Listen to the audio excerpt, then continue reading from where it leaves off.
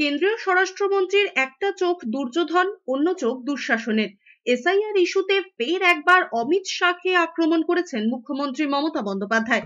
কৃষ্ণনগরের সভা থেকে মুখ্যমন্ত্রী বলেছেন, সীমান্ত এলাকায় যেখানে বিএসএফ আছে তাদের ধারে কাছে না যেতে।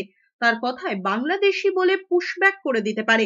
এরপরেই কেন্দ্রীয় স্বরাষ্ট্রমন্ত্রীকে আক্রমণ করে বলেছেন, একজন স্বরাষ্ট্রমন্ত্রী আছেন, তিনি করতে পারেন না এমন কিছুই নেই, তাকে দেখলেই মনে হয় ভয়ঙ্কর। এক চোখে দুর্যোধন, অন্য চোখে দুঃশাসন।